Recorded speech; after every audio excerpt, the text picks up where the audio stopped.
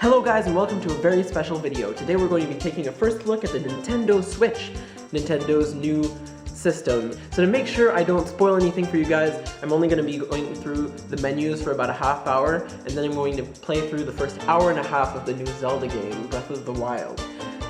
As you can tell, I'm very excited, so without further ado, let's hop right in.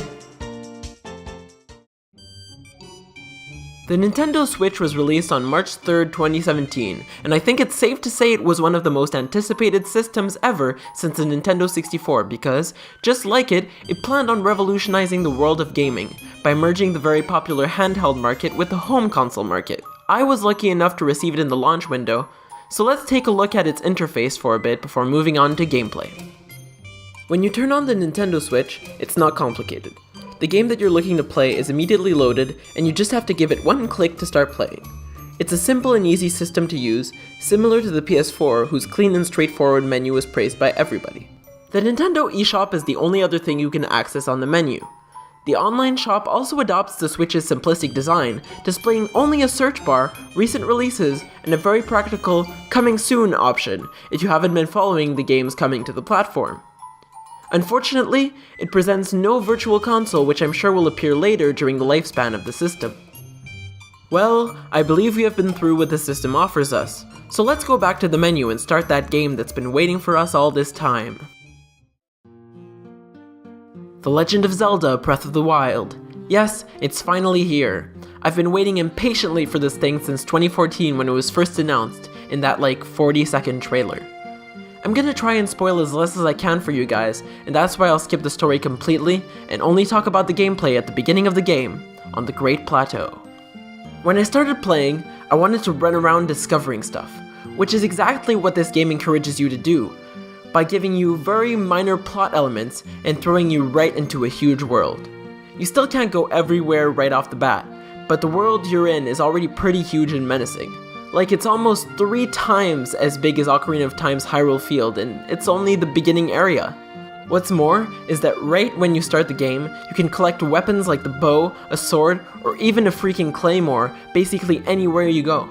You learn to use them by, using them, which is great because there are no tutorials, and even though there are text clues on how to use many items, the game still expects you to figure out most of the controls by yourself. Unfortunately, most weapons break pretty quickly, so you won't be able to get used to a good weapon very often.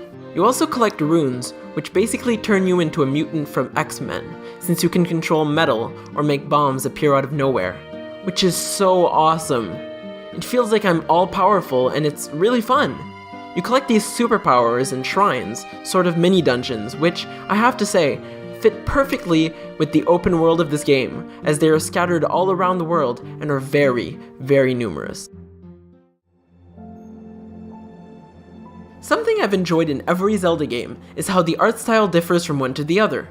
This one certainly hits it home for me in that category, as it's a perfect blend of the cartoony feel of Skyward Sword and the realism of Twilight Princess. The humans are modelized to look different from real life, and yet the world in which they live in could be a forest right outside your city.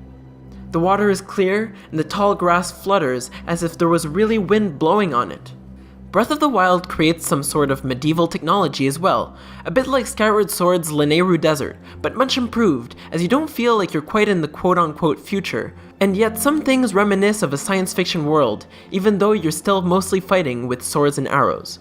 These weapons, however, have been designed in a new way, straying a bit from the Zelda formula, being much closer to how they would look in reality. They are very well drawn, and I have been really enjoying seeing Link using them. Overall, the game is truly beautiful, so much I thought I'd give you a little 15 seconds of silence to really admire the art style, with a nice and calm remix to make sure I don't get sued by Nintendo.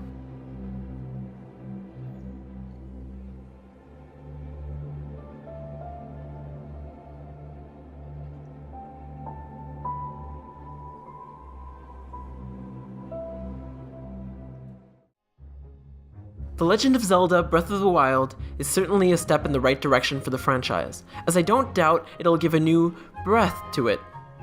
It's not a Zelda in the classic sense, but I do think that is a good thing because everyone, even people who aren't big fans of 3D Zeldas, or of Zelda in general, will have a great time with this title.